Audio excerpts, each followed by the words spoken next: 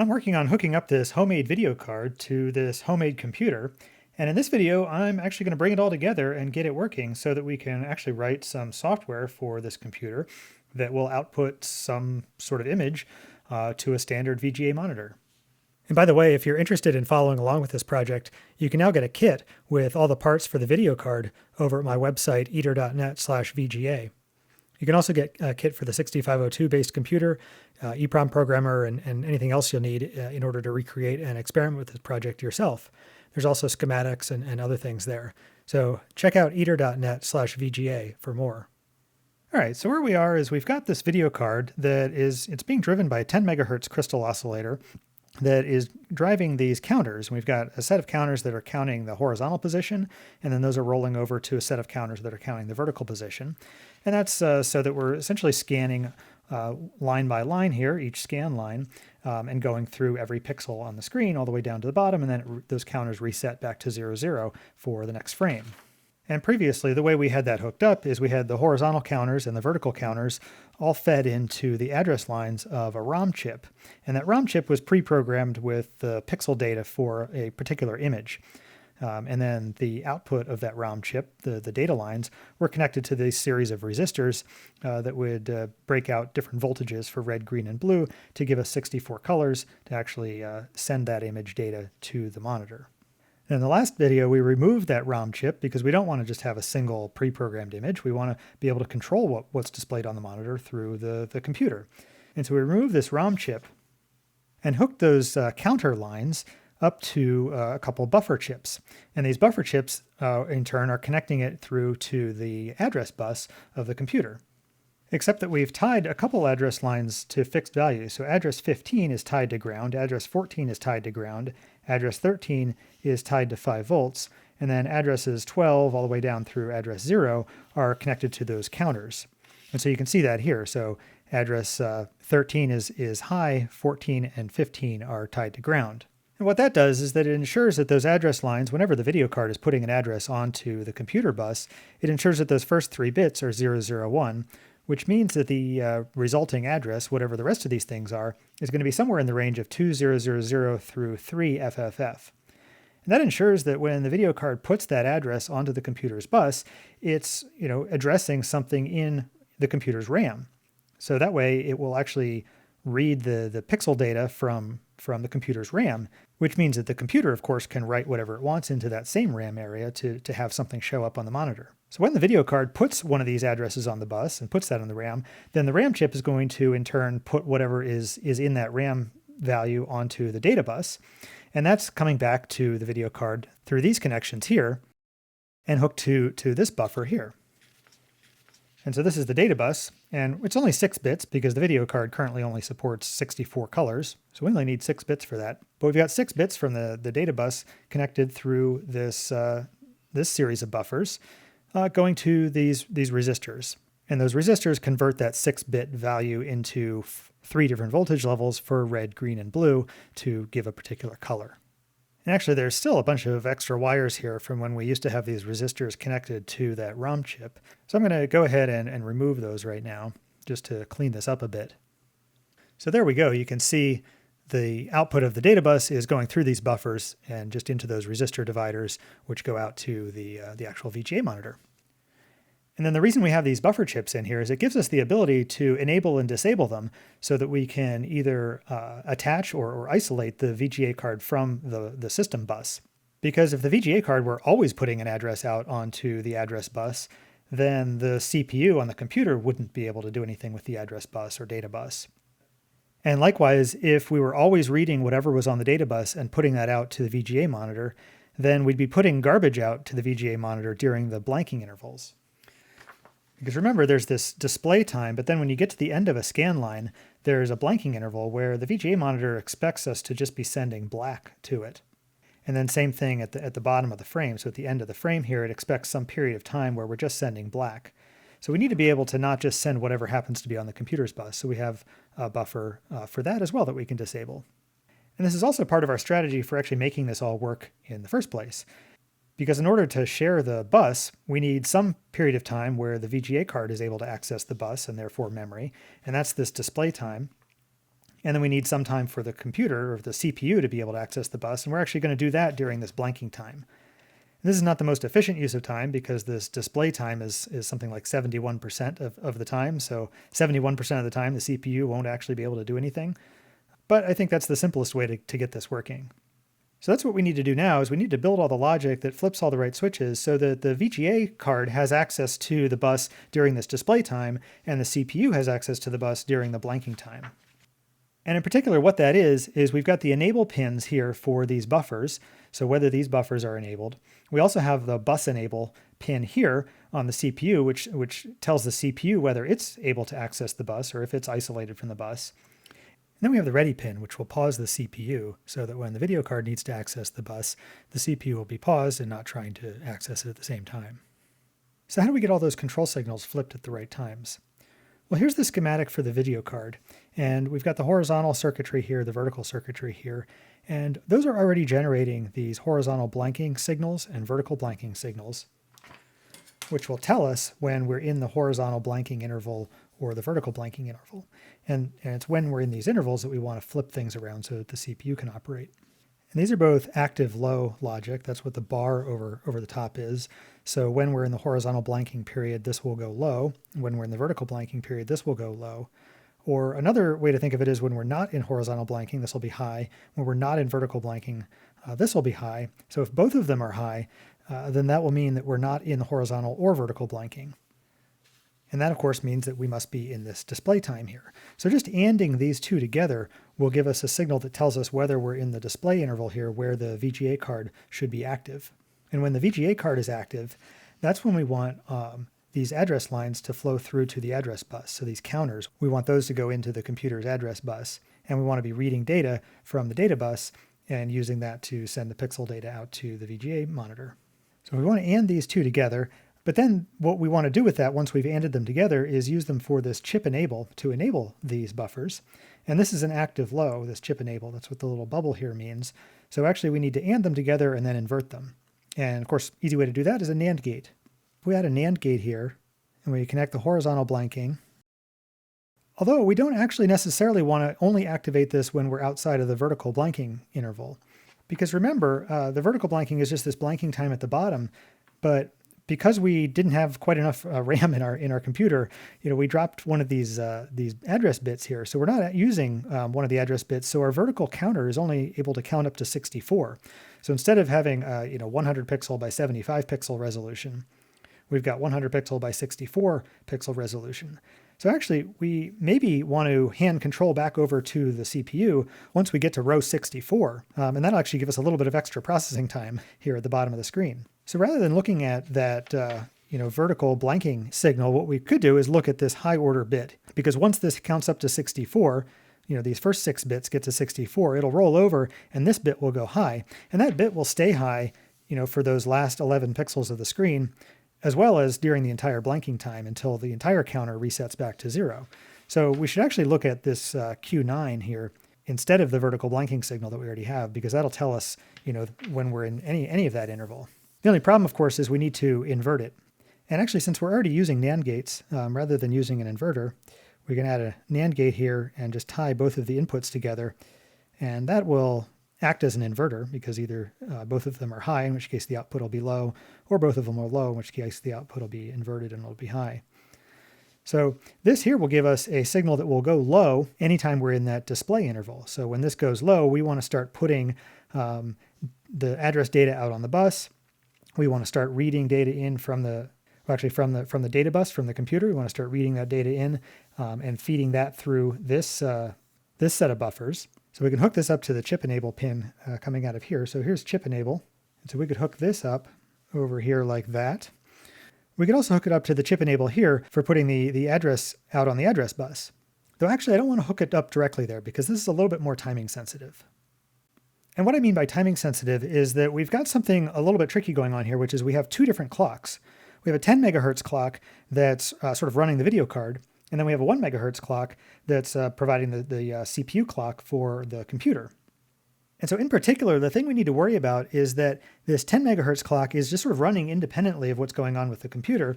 And this 10 megahertz clock is what's going to kind of determine when it is we get into these blanking intervals. And so when we would need to switch from the video card being in control of the bus to the CPU being in control of the bus, or vice versa. So if the video card is trying to take control of the bus away from the CPU, it's just going to kind of do that whenever it gets to that blanking interval, or whenever it gets to the end of the blanking interval and into the display time. Then it's going to say like, nope, I'm taking control of the bus now. And the problem with that is that because this is running completely on its own with its own clock, that could happen in the middle of an instruction with the CPU. And so if we just hook this up like this to the chip enable line, then these buffers would enable, and we would just be putting whatever coming from the video card onto the bus, perhaps in the middle of an instruction, which could interrupt something that's going on here. It could even interrupt a write. So if the CPU is writing to RAM and we just go flipping the address to something else, we could end up writing to some other part of RAM, or you'd have the CPU potentially conflicting.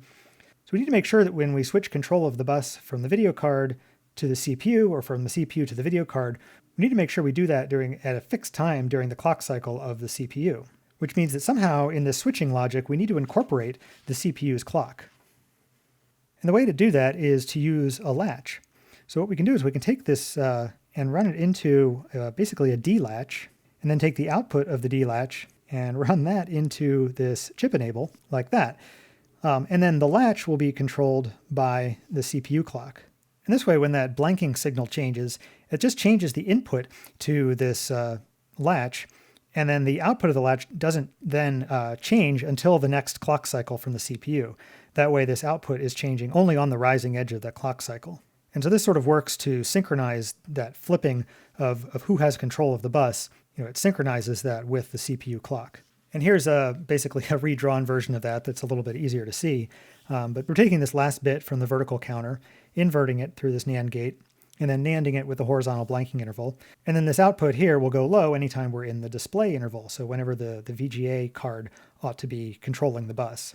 And that's going directly into the enable pin, or the chip enable pin here, for this set of buffers that's reading from the data bus and outputting to the VGA port, because it's okay to read from the bus anytime, and we want this to be in sync with the clock on the video card so that the VGA gets the right timings and everything. But then we're also taking that same signal and we're running it through this D flip-flop. And the D flip-flop will just take whatever comes in the D pin and put it out the Q pin, but it'll be gated by the CPU clock coming in the clock pin here. And so this is the schematic for the completed video card. And so you can see how it interfaces with the rest of the computer. You've got the CPU clock coming in here. You've got the the address bus going out. You've got the data bus going in. We've got those hooked up already. And then there's also this, what I'm calling DMA pin. DMA stands for direct memory access. And that's a pretty common term for when you have some peripheral, in this case a video card, that it has direct access to the memory. So it doesn't have to communicate with the CPU in order to read or write from system memory. And of course, that's exactly what we're doing, because we're directly on the bus and we can directly talk to the memory. So this DMA signal, in addition to enabling these buffers to give the video card access to the bus, we're also using this DMA signal then to go back to the CPU to, this will go to that halt pin on the CPU, or the ready pin rather, on the CPU. And it'll go to the bus enable pin on the CPU as well to tell the CPU that it no longer has access to the bus. So let's start building this. First I'll hook up these NAND gates, and kind of running out of room here, but I think I can squeeze a chip in over here somewhere. And this is just a quad NAND gate chip. In fact, it's the same one I was using for the EEPROM to do the control signal decode before. And we got that. We'll hook up power and ground to it. And then I believe that last bit of the vertical counter is right in here on this third counter chip. I think it's right there. So we'll hook that up to the one of the inputs here, and then connect the two inputs of the NAND gate together. And then on pin 3 here, we'll get the inverted version of that coming out. So we've basically just built an inverter with the NAND gate. So that's this guy here. And then I guess we can then feed the output of that into the input of the next NAND gate. So we'll just connect pin 3 to pin 4. Connect pin 3 to pin 4. There we go. And then the second input of that next NAND gate will go to the horizontal blanking, which is coming off of this other NAND gate right here. And so now pin 6 coming out of this NAND gate is this signal here. And this signal, of course, is going to go to the chip enable for the data bus buffers. And then we're also going to want to feed it into this latch. So let me start by wiring up the latch. So this is a 74 HCT 74, which is a dual D flip-flop. Here we can adjust a little bit to get things to fit better, maybe. Close enough. There we go. Getting a little tight in here. And so the input for this D flip-flop is pin 2. So we'll hook pin 2 up to the output of the second NAND gate down here. So that's our input. And then the output is on pin 5. So pin 5 here goes to the chip enable for our buffers. And then the clock is pin 3, so we'll have to connect that over to our system clock over here. So pin 3 goes to the clock on the CPU, and this is just going to be part of the interface between these two. And finally, the enable for the data bus buffers is coming directly out of that NAND gate down here. So that's just this pin here going up to the chip enable of the data buffer right there. So this is maybe getting a little bit messy, but I think that's okay because we're pretty much done with the video card. In fact, I think there's only one last piece of interface between the video card and the rest of the computer, which is that DMA signal. So remember, we have this DMA signal, which is signals to the computer that there's a peripheral that wants direct memory access, and that's the signal that we're using to enable the address bus access. So when that pin goes low, then the video card immediately starts taking control of the address bus, and so it can start addressing whatever it wants and getting whatever data it wants from the other parts of the computer. But that DMA signal also needs to tell the CPU to halt and to relinquish control of the bus. And that should be straightforward enough because we can just connect this signal, this is the DMA signal, over to our bus enable and ready signals. And let me not tie that high anymore, we don't want that. So now that bus enable, which is I think pin 36 there, and the ready pin, which is pin 2 there, when those are low, the CPU will halt and it will relinquish control of the bus, which means that the video card then is able to take control of the address bus, and it means the CPU won't be doing anything with the data bus, so that if the video card puts an address on the bus that starts talking to the memory can put data on the bus and the video card can read it. The other thing that the bus enable pin does is, in addition to disabling the address bus and the data bus, it also disables the read-write pin. So pin 34 on the CPU is the read-write pin, and that's the CPU saying whether it's reading or writing from the bus. Because the CPU, of course, can read from memory or write from memory, and it uses that pin to indicate whether it's reading or writing. When the video card takes control of the bus, it now also needs to set that pin, either high or low, to indicate whether it's reading or writing. But in the case of the video card, it's always reading. It's never writing. So the video card's never putting anything into memory. It's only ever reading memory. So what we can do is add a resistor to pull that high. And what this will do is if nothing is asserting the read-write pin, either high or low, then the resistor will just pull it high, which means that when the CPU has control, the CPU will be setting it either high or low. But when the CPU gives up control because the video card is taking control, the resistor will pull it high, and so the whole bus will just be set to reading. Because whenever the video card's active, all we ever want to do is read. So I think that's pretty much everything we need. We've got our whole sort of bus mastering scheme figured out here so that either the CPU is going to be the bus master or the VGA card is going to be the bus master based on whether we're in the display interval or not. And if we're in that display interval, then we're going to detect that and both set us to read from the data bus as well as in sync with the system clock, trigger the address bus so that the video card can write out an address to the bus to read from memory. I guess actually we are missing a couple things. So the flip-flop here, this D flip-flop, has got a couple extra pins that we need to hook up. So it's got a clear pin that we need to tie high so that it doesn't go clearing itself, and that's pin 1. And then pin 4 is a reset pin, pin 4 is a set pin. So pin 1's the reset pin, pin 4 is the set pin. So those can override without waiting for the clock. We're not going to use those, so we need to tie those high. But I think with that, everything else should be pretty much set up. So I'll go ahead and power everything up. And I could power the computer and the video card separately, or we could just connect power, but in either case we want to connect a common ground across them. But I'll just power them both with the same power here. And plug that in, reset the computer, And so the computer should be running now. Let's try plugging in the video card and see what happens. Oh, the monitor is coming alive, and well, that's certainly interesting. So we're getting something. So obviously we're getting something on the monitor, and it looks like garbage, which I guess is what we'd expect, right? Because we're just reading from memory. And we don't have a program running that puts anything useful in memory. So it's just going to be filled with whatever garbage happens to just randomly be in that area of memory. I also see this interesting artifacting with sort of these weird lines and stuff going on, and this stuff over here at the edge. I think I have some idea what's going on there, but we can take a look at that a little bit closer.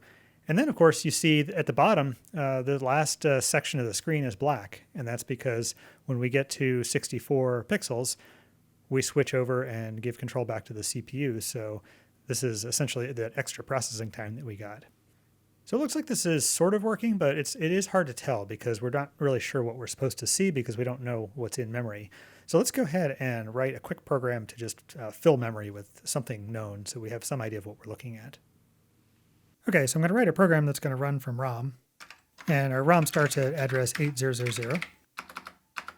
But then we have to have our reset vector up at address FFFA. And then we also have our IRQ and NMI vectors, and I'll just point all of those to the same label, which is reset.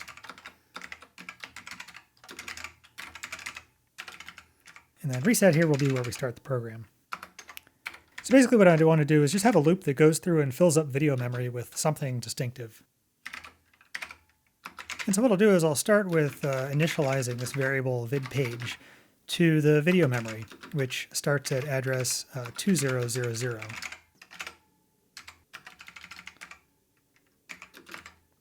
And then we'll use this variable as we go through our loop and fill up video memory with some data. And then vidPage itself is just a variable name, and it'll be stored in RAM. And I'll just store it in RAM at address 0, just right at the beginning of RAM. And that's a 2-byte variable.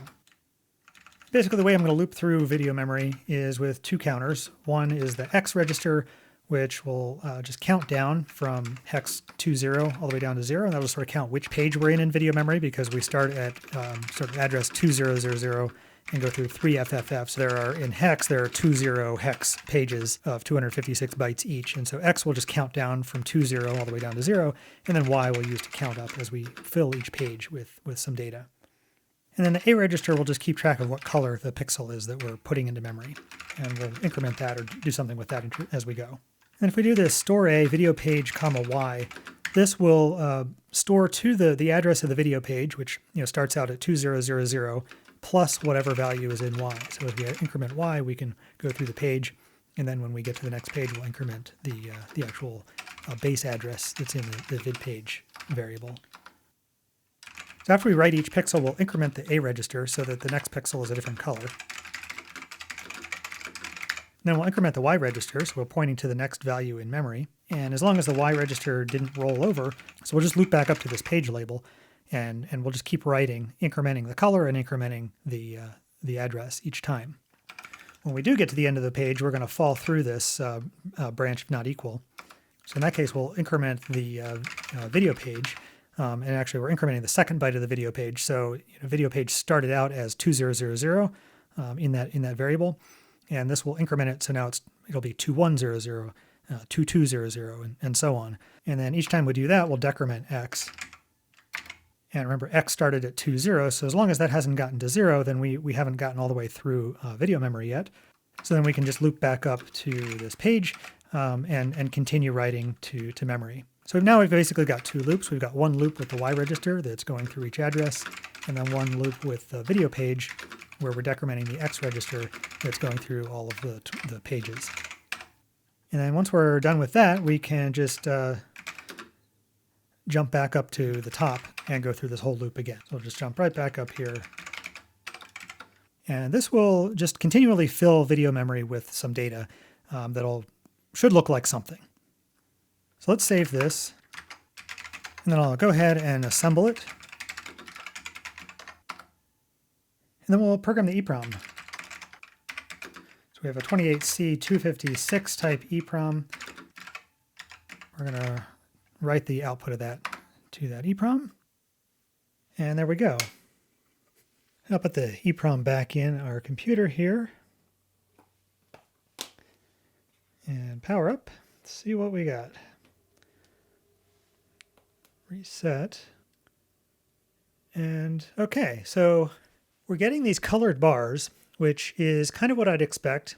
It seems like there's some other stuff going on for sure, but what I would expect is nice, clean, colored bars, and we're not exactly getting that. There's a lot going on here, and you do see the colored bars, but one thing I noticed is that on some of the scan lines here, the transition from one colored bar to the next seems to be delayed. That's why I think you see these little stripes that go left to right. So you see it's maybe transitioning from one color to the next on that scan line, and it on some scan lines it's just delayed for some reason. So it suggests that there's maybe some kind of timing issue going on.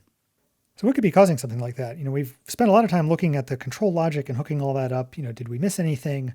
I think one area maybe we haven't looked too closely at is what exactly is going on with the CPU when we're just pausing it and unpausing it. And is there anything, that we missed over here? Because we've got basically this one signal, this DMA signal that comes in from the video card, and the video card asserts this to say, I need to read from RAM right now. And, we're using that to pause the CPU and give up control of the bus. And let's take a closer look at what exactly this thing is hooked to. So it's hooked to the bus enable pin and the ready pin. And then really the only other thing we did with the computer is we have this pull-up resistor on the read-write pin. So if we look at the schematic, that DMA signal is going into this bus enable pin here, and which is no longer tied high. And it's also going into the ready pin here, which is also no longer tied high through this resistor. So that's all gone. And these two are tied together, and this goes into that, that DMA signal, and that's an active low signal. So that comes in, and when that goes low, what that says is it says to pause the CPU, so it brings ready low, and it also says to disable the bus. So bus enable, when that goes low, that tells the CPU, don't put anything on the data bus, don't put anything on the address bus. It also says don't put anything on this read-write pin. And so that read-write pin, you'll remember we also added a resistor tying that high. And so once that DMA signal goes low, the video card ought to be able to read from RAM just fine, right? Because it can then put whatever it wants on the address bus. The CPU is not going to be doing anything with the address bus. And it can read whatever comes out of the RAM chip on the data bus. And the RAM chip, because this read-write pin is tied high, and the CPU is not asserting that read-write pin is this write enable pin on the RAM chip, and so that's tied high, and so write enable is active low, so it won't be active, so it'll be reading. So whatever address goes in from the video card, we're going to get the appropriate data coming out. So that all seems fine, right? Well, we do have some other control signals here. So this output enable, we want that to be active. We want that to be low because that's active low. Well, that's tied to address 14. So as long as we're, reading from an address where address line 14 is low, then that ought to be fine. And we will be, right? So address 2000 through 3FFF, those all have address line 14 low. So that's no problem. And then we also have chip select. We want that to be low. And that's coming through some of this address decode logic. But in theory, address line 15 is also going to be low if the video card is reading, because the video card's setting all these address lines. So it'll be setting that low. And if that's low, then this is basically just inverting it. And so as long as both of these inputs are high, this output will be low and chip select will be active. So what's this other input? Because that's got to be low as well. So where's that coming from? So if we follow that around, that is coming from the clock. And that is potentially a problem. In fact, it is a problem. Because what's happening is even if the video card has asserted this DMA and brought that low, and it's putting an appropriate address, including address line 15 being low, so that it's trying to read from the RAM, if this pin ever goes low, then the RAM chip will be disabled, and whatever's coming out will basically be garbage. And this pin is going to be going high and low with the computer's clock. So it is just going to be arbitrarily just like toggling high and low. And so sometimes it'll be high and this will work fine. And sometimes it'll be low and it won't work. And so that seems like it's going to be a problem. And, we can't get rid of this because we still need this here for when the CPU has got control of all of this. Because, if we're writing to RAM, remember we needed this extra logic here so that the write happens on the first half of the clock and then this chip select goes inactive prior to the address changing, so that during the write we don't corrupt RAM or anything. You can watch previous videos to see exactly how that works. But we do need this here. But we need some way to say that when this DMA is active, active low, that is when the video card wants to read from RAM, we don't want to be toggling the RAM chip on and off based on this clock here. We want to get that out of the loop here. So what we could do is we could add an AND gate in here and take the output of this, go into the AND gate, and then the other input is this DMA signal, same signal as we've got here. And what this will say is that when the video card is not active, that is this DMA signal is high because it's active low. So when this is high, then this AND gate basically is transparent. So whatever we would normally have, we send through, and the chip select works the way that it needs to work when the CPU is active. But when the video card is active, this DMA goes low, then the output of this AND gate will always be low. And so anytime this DMA is active and low, then this chip select will be low, meaning that the RAM is active. And so I think if we add something like this, that will clear up at least some of the problems that we're seeing. So let's do that. Okay, so that chip select pin is pin 20 here, and that's this yellow wire here that's coming from the NAND gate over there. So let's get that out of the way, because we want to basically have this coming from an AND gate instead. So I'll pull this out of there. And then I'll add some AND gates. So this is a 74 HCT08. That's a quad AND gate, and we're only going to be using one of the AND gates on there. So I'll connect up power and ground to this chip. But it's the output now of one of these AND gates that's going to be the input to the chip select pin on our RAM chip. So let's connect that up. So we're going to go from pin 20, which is our chip select pin on the RAM, and this should make it around to the output here of one of these AND gates. And then one of the inputs of that AND gate is going to be the output of this NAND gate here. So this is where we were connected before. So if we just hook that up like that, if the other input of this AND gate were always high, then this AND gate would be doing nothing, and we'd essentially have exactly what we started with. But instead, I'm going to hook the other input of that AND gate up to this DMA pin that's coming in from the video card. So that way, when the video card wants control of the bus and it wants to be able to read from RAM, it can bring this pin low, and then the output of this AND gate will always be low, which means the chip select for the RAM will always be low when the DMA pin is active, which then means that the RAM will always be active whenever the DMA pin is active, meaning that the video card will be able to read from RAM whenever it needs to. And then it's always a good practice to tie the unused pins of these gates that we're not using high, so that those inputs aren't fluctuating, so that the gates aren't switching needlessly and drawing current and introducing power fluctuations. Okay, so let's give this a try. We'll power it up, reset, and here we go. Oh, okay. So this looks better. You definitely see the stripes much more clearly. You don't have that fuzzy stuff that was going on there. But it looks like there still is some weird stuff going on here. We've got these sort of random pixels popping up. There's this weird sort of thing where it redraws or it gets out of sync or something. It's not clear what's going on there. And then there's this fuzzy stuff over on the left side of the screen. So what else might be going on? Well, this was kind of a tricky one, but I think it's related to the same issue I was talking about before as to why we have the clock going through this NAND gate to control exactly when chip select is enabled when the CPU is running. Because I think what's happening is the RAM is actually getting corrupted. That certainly would explain the random pixels that we're seeing if just a byte in memory just gets randomly corrupted. And it might even explain that sort of jumping, because remember we have that one variable that's in RAM, which is the memory page. So if that got corrupted, we could maybe get out of sync with where we're filling the video memory and jump to somewhere else. So that might explain some of the things we're seeing if what's happening is this RAM is getting corrupted somehow. And so I think that could happen if we had some address, some random address here, and the write enable pin were to go low at the same time that the chip select pin were low. And normally we prevent the chip select and write enable pins going low at the same time before the address is stabilized by having this logic in here that says that the chip select pin can only go low on the second half of the clock cycle. So that way we know that the address is stabilized. But now we have this other condition that happens, which is when the video card takes control, it immediately sets this chip select low as soon as it takes control. And I think what's happening is if we're in a write cycle, which, our program is certainly doing a lot of writing to RAM, so that could happen quite a lot. But if we're in a write cycle, when the video card takes control of RAM, it could be the case that we would, accidentally write some junk that's on the data bus to whatever address happened to be on the address bus at that moment that the video card takes control. So that's my hypothesis of what's going on here. Now, a potential solution would be just to ensure that this chip select never goes low on the first half of the clock cycle. And there's actually a pretty easy way to do that. Because we actually do have some control over when this DMA pin gets asserted. Because it's coming from the video card. So the video card is sort of jumping in and saying, hey, I need control of the RAM right now. But it can't do that whenever it wants. It is gated by the system clock. Right now it's gated by the rising edge of that clock.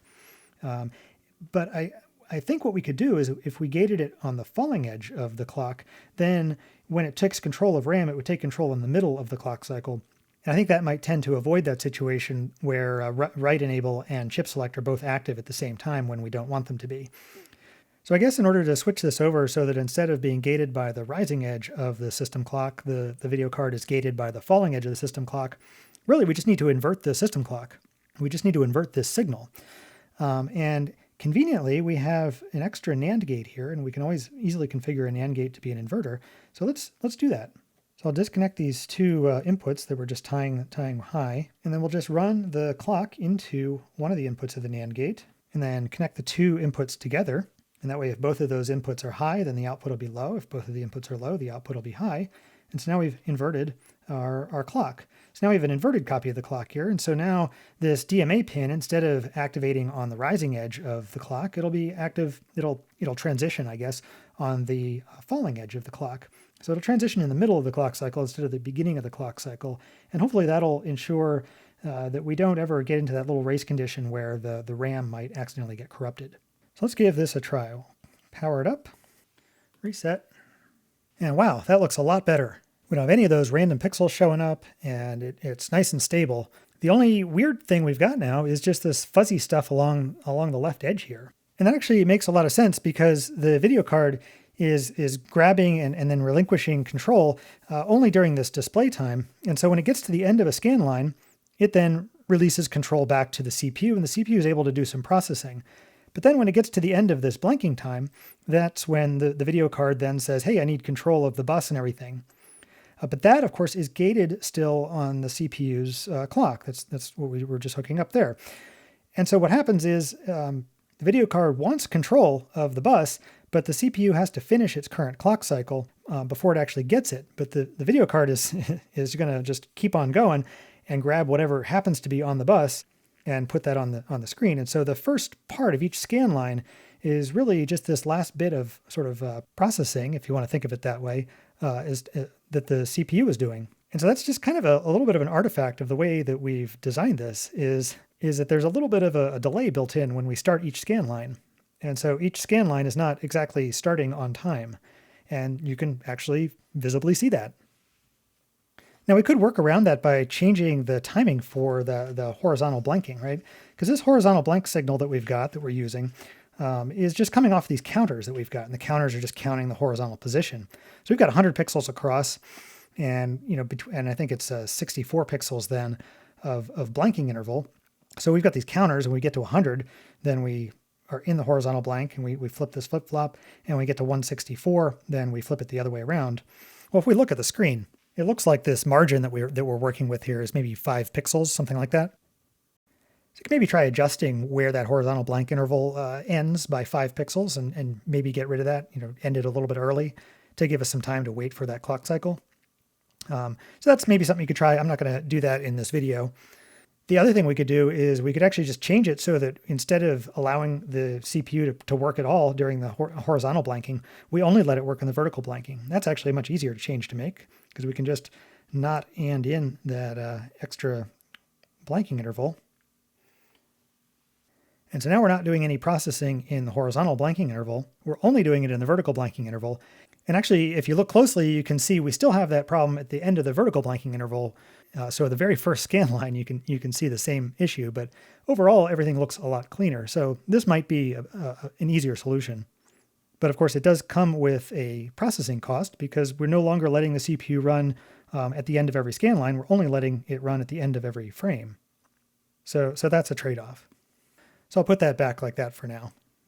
But I guess the last thing I want to do is this image still isn't doing anything that interesting. We're just writing these colors to RAM, and because the counter we're using to determine what color we're putting into memory is basically staying in sync with what column we're in, we just get bars, nothing interesting is happening. So let's modify the program to try to do something a little bit more interesting. So I'm going to make a couple changes to our program.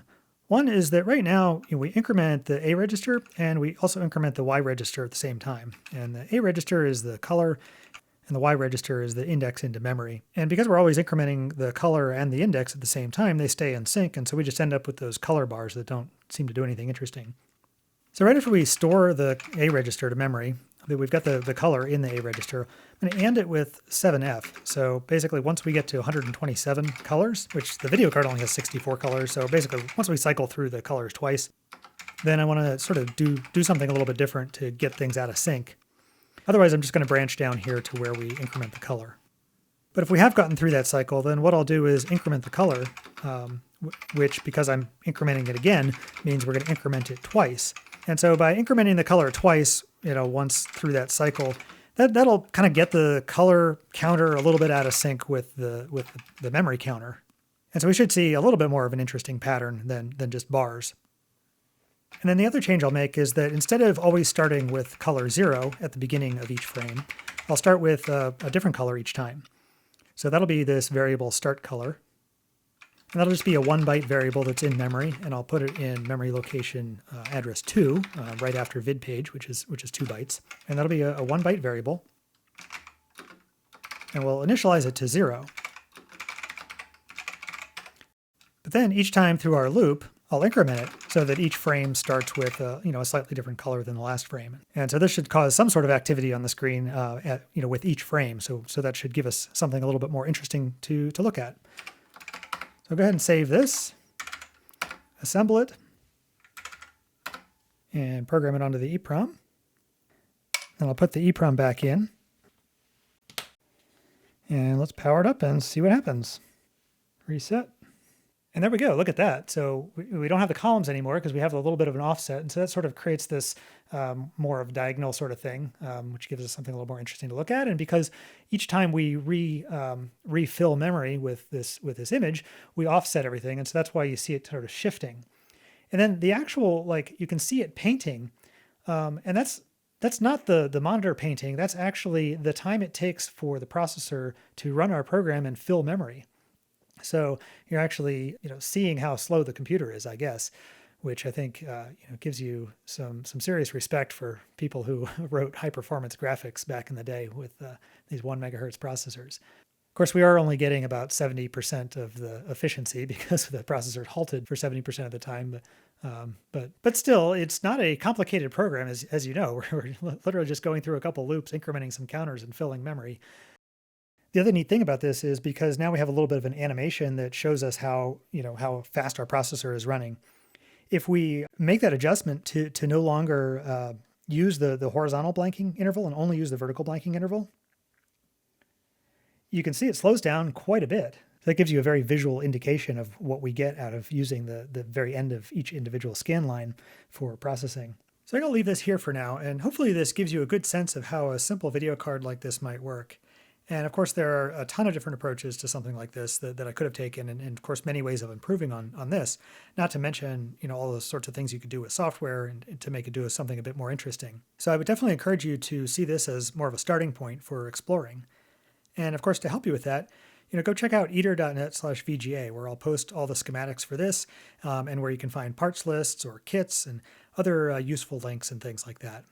And finally, as always, I want to say thank you to all my patrons who help make this video and all my videos possible. So thank you.